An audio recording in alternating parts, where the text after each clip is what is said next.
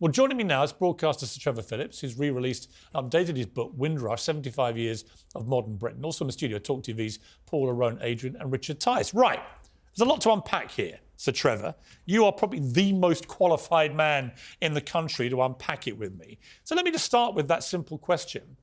Is Britain a racist country? Well, as much as it pains me to agree with you about anything, Piers, I think actually I reach the same conclusion as you do. When you ask the question, is Britain a racist country, the first thing is to ask, compared to what?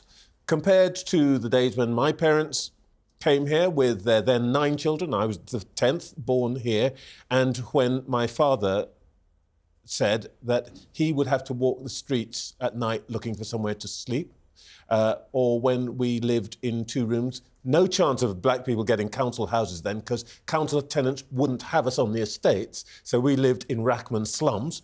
In our family's case, 2 rooms, black family upstairs, black family downstairs.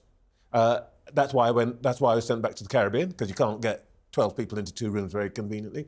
Or compared to when I had my first girlfriend at university, and in order to meet her mother, we had to meet in Selfridges because her mother couldn't tell her father that his daughter was dating somebody black. So I think when people say, it's terrible racist, just talk to your parents or to talk to your grandparents. Now, that doesn't mean we're perfect, but if you survey people now, and the think tank British Future did this a couple of weeks ago, 80% of people from ethnic minorities will tell you that compared to anywhere on the continent, and by the way, compared to the United States, this is a better place to live if you are not white than anywhere else in the developed world. I walk up and down my local high street maybe a couple of times a day. It just seems unbelievably multicultural, London. I mean, I don't venture north a lot. When I do, it doesn't feel a lot different, actually, when I go to Manchester or places like that. It just feels like we live in an incredibly tolerant, multicultural environment now. I think there are racists in Britain, no question, as there are in every country. But my God, we've come a long way, I think, from that environment your parents had to come to. Yeah, I mean, let's steady on a bit. I mean, the fact that there are many racists in this country, that doesn't make us a racist nation. But that doesn't mean that we don't have problems. We don't have a situation where people who look like me know that when they go for a job, people will smile at them and be very lovely to them. And as soon as they walk out the door, say, oh, not going to have that one, because they won't fit. Let me give you an example. There are all sorts of reasons. Let me give you an example. I remember watching players like Luther Blissett, one of the first black footballers, then John Barnes and others. I remember the monkey chants from the terraces. I remember the bananas being thrown on, not how they remember it, they were on the receiving end. But I remember watching it. And you would never see that in an English professional game now. I mean, this is unheard of. You hear about it in Spain still, and countries like that, but not here. And I was really struck by, for example, the taking the knee, the George Floyd thing. It was divisive and controversial for many people. But I got to say, at Arsenal, for example, very multicultural crowd, a lot of black players, Bukayo Saka and others. It was always, they did it for the whole time that it went on for that whole season. It was immaculately heard by the home and away crowds. I never heard a single boo. Now, I don't think that would have happened even 20 years ago. I think that is true. And, and Arsenal is a sort of very polite, nice club. I mean, not a winning club, but a very nice club. If you went to Chelsea, which is had been my club for more than half a century, when I was a student, I stopped going. Because of the racism? Yeah, because they were throwing darts. And I was like the bullseye in the dartboard. Right. So I stopped going for a long time. But today, you wouldn't get any of that in Chelsea. In fact... Well, you've had the occasional, but when it happens, it becomes a big story. Exactly. It's nothing like the old days when we had, the headhunters and all that business. Today, our heroes are Didier Drogba, Kante. I mean, this is the country itself has changed. And by the way, those people that you saw coming down the gangplank from Windrush, they were the people who changed things. Okay, so let's move to something like, and I totally agree with you, by the way. Let's move to cricket. Right? Now, you have a vested interest, I think, in the recruitment process for the chair of this inquiry, which has come out with a pretty damning 317-page report holding up a mirror to cricket, which has concluded there's structural and institutional racism existing within the game. Women are treated as subordinate to men at all levels of the sport. There's elitism and class-based discrimination in cricket. Now, and says black cricket has been failed and ECB must develop a plan to revive it. I don't think people in the game would disagree with that assessment. Some are horrified. I mean, quite surprised and shocked. On some of it, and I'll come to the racial part in a moment with you, but on the part, for example, about elitism, I remember when I was 12, I got picked for the England prep school's cricket squad. I was a fast bowler, loved Dennis Lillee, and I was very good for my age, but I was playing cricket 3 hours a day. I was being trained at my prep school by a former Hampshire cricketer, and I had the benefit of that privilege and elitist experience, if you like. And then I went to local comprehensive where they literally played cricket once a week for 2 hours if they could find any of the meagre equipment that they had for all the children and if a teacher could be bothered to do it, which often wasn't the case. So I went from playing 3 hours a day to nothing. And it seems to me we could be the world beaters all the time at cricket in this country if state schools had anything like the commitment, which would have to come, I guess, from government funding, to things like cricket, which they just don't. I mean, they don't. So the chances of breaking through past the more privileged, elitist private school system as a cricketer, they're pretty low. Yeah, and I think the basic point here is, I mean, I was born here, but I grew up in the Caribbean, where cricket is, there's the air and there's water and then there's cricket. Yeah. And they all flow through the village. We play cricket in the streets here. They play, they'll have nets. At the moment, we don't have any of that in this country. And it's not a surprise then that people will, if they're any good, if they're athletic, they'll do basketball, girls will play netball, the boys will play football. I think that this is a terrible thing, to be honest, because I think cricket is a fantastic sport for teaching you disciplines, for teaching you teamwork and so on. And if I may say so, Cindy Butts, who chaired this inquiry, I was delighted that she took on the role because we were asked to find somebody to do it. And she's done a fantastic job. The thing about what she has said, people need to remember, cricket is more than a game. And, OK, it's, I'm a West Indian. It's a religion. It's a religion. Cricket is more than a game, but it also tells you something about the society. The greatest book about sport ever written, Beyond the Boundary, by Trinidadian intellectual C.L.R. James, essentially showed that what happens in the world is paralleled on the field. So, for example, 60 years ago in this country, we used to have a thing called gentlemen versus players before you were born. Professionals and amateurs, exactly. The gentlemen had their own gates. Yeah, exactly. The gentlemen were posh guys who only played for expenses, went through that one gate to the pavilion. The players were professionals. They went through the other gate and they worked for a salary. The last game between gentlemen and players, the gentlemen were captained by Lord Ted Dexter. The players were captained by Fred Truman, son of a miner.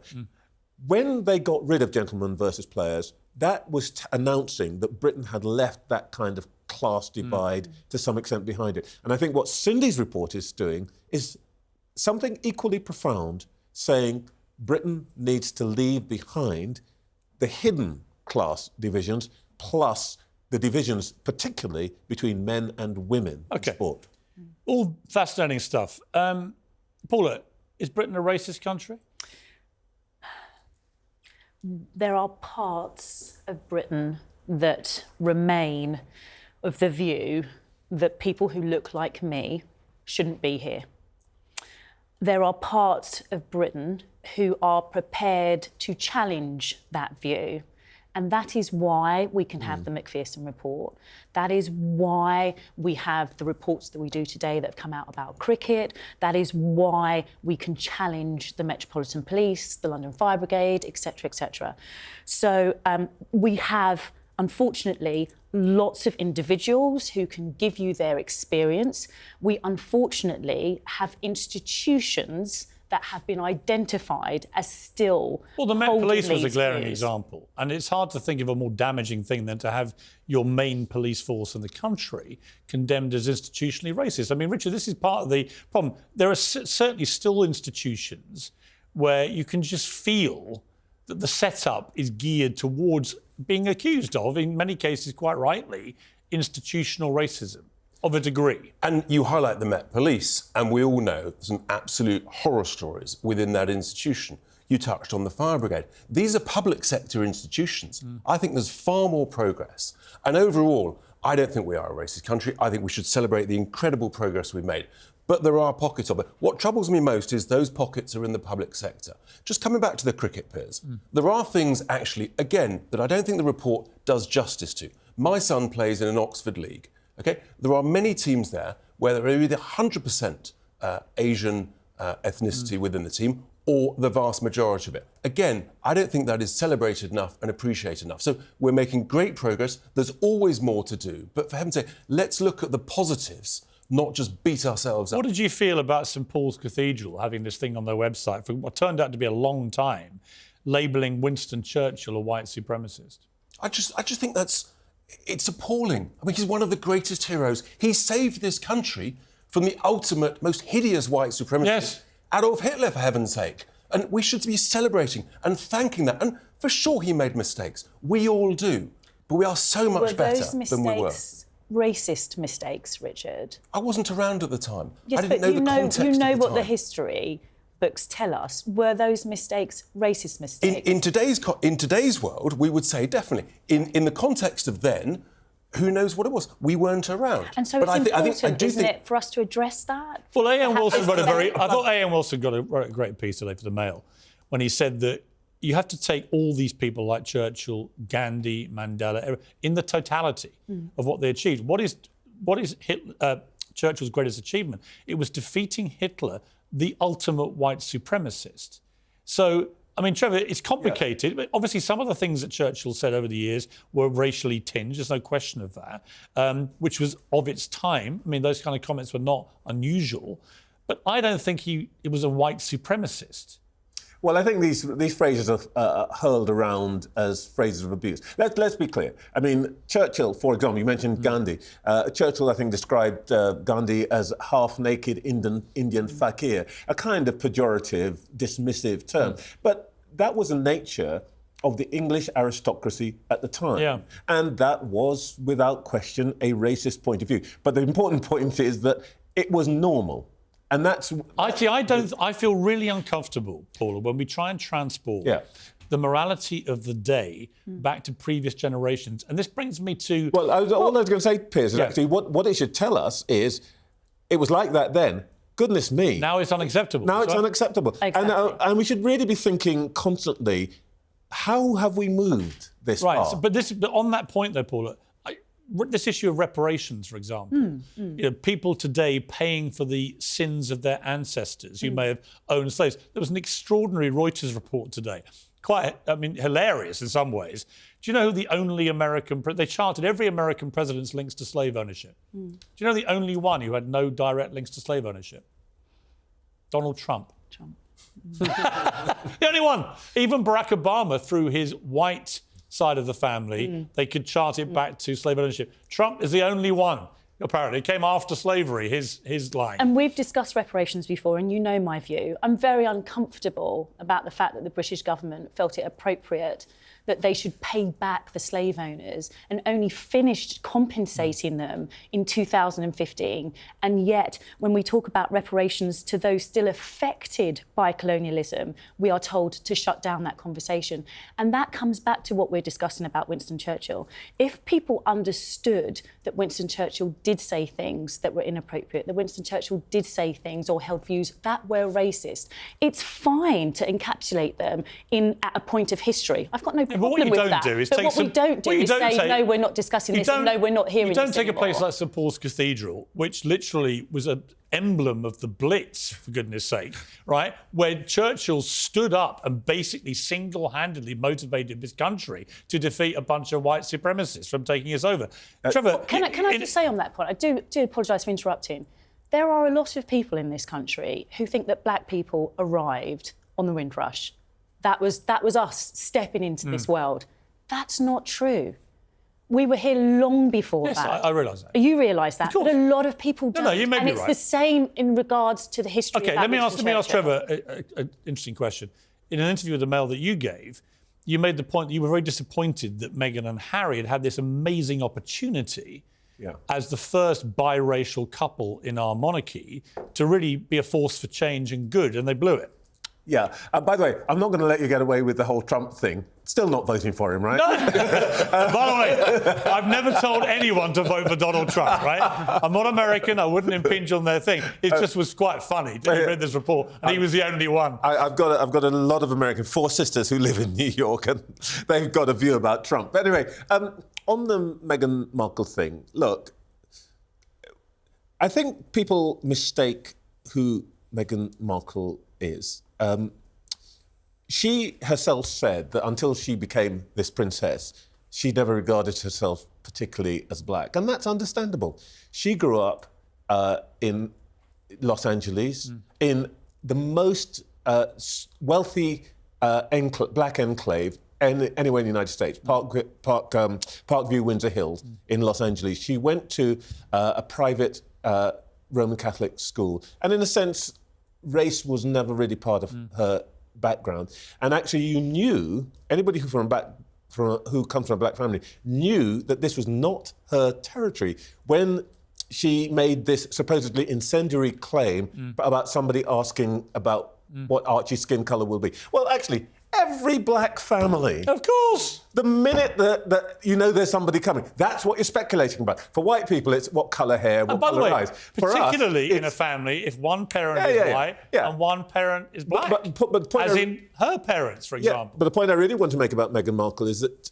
she had to learn to be black on the job, as it were. And I think she made a bit of a mess of it. She didn't take advice. And that's, in some sense, is why I think they've squandered the opportunity to demonstrate something important about this country. We have very quickly, we have the largest uniquely mixed-race population anywhere in the developed world that has come about through romance rather than coercion. And they could have been standard bearers. I totally agree. Paula, you're grimacing. I'm grimacing because obviously I love Sir Trevor, but we're going to disagree on that point. You yourself have just said she did a bad job of learning how to be black. Why did this person have to learn how to be black? She had to learn how to be black because she had to confront racists. And it was the first time that she was having to confront racists. And we know that she was having to confront racists. My point was that she didn't know anything about the issue, about and by the way, I don't believe she did confront racists. And we know that she had to confront racists because Neil Basu, the ex-charity police, has told us that there are people who've been arrested. Richard, final words. There's no evidence there are racists in the royal family. She blew a great opportunity to advance the cause of tolerance within this country and to show us as leaders. No, we didn't. We let her down and we didn't. We gave her a massive opportunity and she completely blew it. There are people in prison now because of the threats they made to her life. And Piers, I know you are sensitive to people who have made threats to people's lives. You will understand that mental strain that was on her in terms of that. And you know that because you will have read the report from Neil Basu. Confront. Tell me the name of one person that she confronted. She didn't even hear this remark about Archie. It was reported to her by her husband. I'm referencing the ex-chief of police, Neil Basu, who was interviewed, and he informed the viewer that she had received a number of threats to her life. Yeah, but loads of us have that. You have that, I imagine. I have had a few. From the far right. Paula, you've already said Paula. And they have been arrested for that and charged and found guilty and are serving sentences. Did she so in terms of that, she confronted racism. No, she didn't. She confronted racism. She confronted threats, which we all get in public life. To do with the I've got to leave it there. Skin. Listen, we'll come back. It's an important subject. Thank you for all your perspectives. I appreciate it. Trevor? Great to see you again, and good luck with the book. Windrush, 75 Years of Modern Britain, a cracking read.